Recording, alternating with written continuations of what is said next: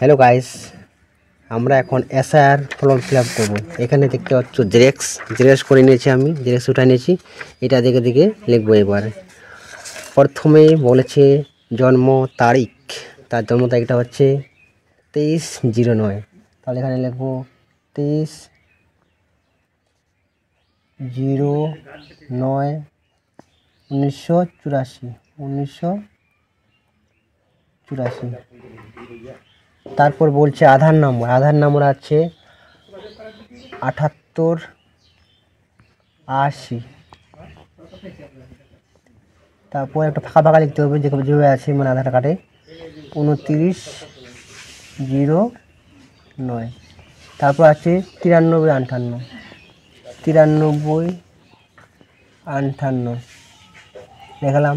তারপর আছে মোবাইল নাম্বারটা হচ্ছে 81 0 16 19 18 এটা হচ্ছে মোবাইল নাম্বার। তারপরে পিতার নাম হচ্ছে নীলমোহন। এগুলা ইংলিশে লিখতে হবে। ইংলিশে লিখলে মানে যে বিউরোরা টাইপ করতে ভালো হবে, তার জন্য বলছে ইংলিশে লিখতে। তাহলে লিখবো আমরা নীলমোহন, সব ক্যাপিটাল লেটার, নীল NIL, নীল মোহন MOHAN, নীলমোহন বর্মন BARMAN। ঠিক আছে। তারপর এপিক নাম্বারটা নাই, মারা গেছে। মায়ের নাম হচ্ছে বিনোদা। তাহলে লিখবো বিনোদা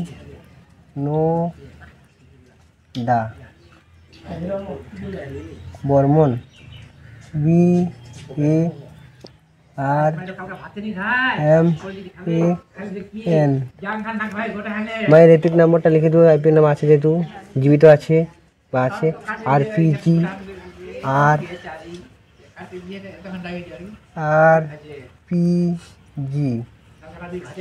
তারপর লিখবো 2040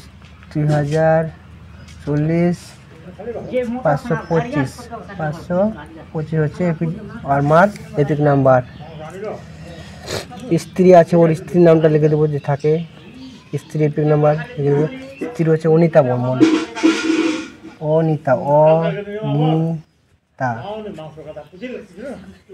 বর্মন BARMAN বর্মন। তারপর এপিক নাম্বার আছে অনিতা বর্মনের, আর স্ত্রীর মানে RPG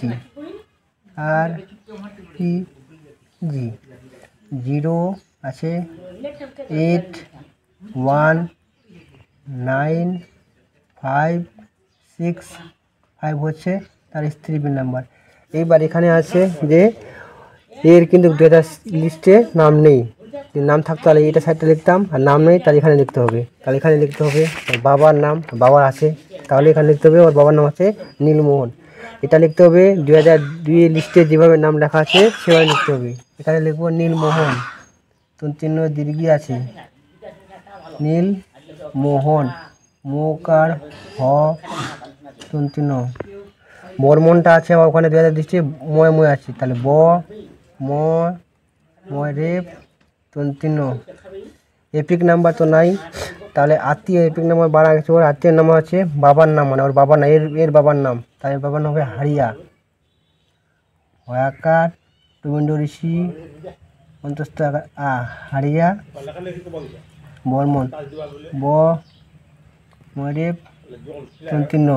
সম্পর্ক, তার এর সাথে এর সম্পর্ক কী আছে? পিতা। এখানে সবাই ভুল করে সম্পর্কটা লিখতে হবে পিতা। জেলা হচ্ছে আমাদের উত্তর দিনাজপুর লিখে দিলাম। তারপর রাজ্যের নাম হচ্ছে আমাদের পশ্চিমবঙ্গ।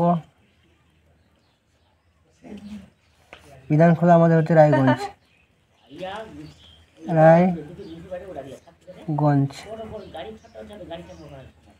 তাহলে বিধানসভা ক্ষেত্রের নাম তো আমরা যখন 2002 যে লিস্টে আসে এখানে আমাদের ক্ষেত্রফলটা দেখতে পাচ্ছি এখানে 31, এটা লিখতে হবে। তালিকার বিধানসভা ক্ষেত্রের নাম হচ্ছে 31 লিখলাম।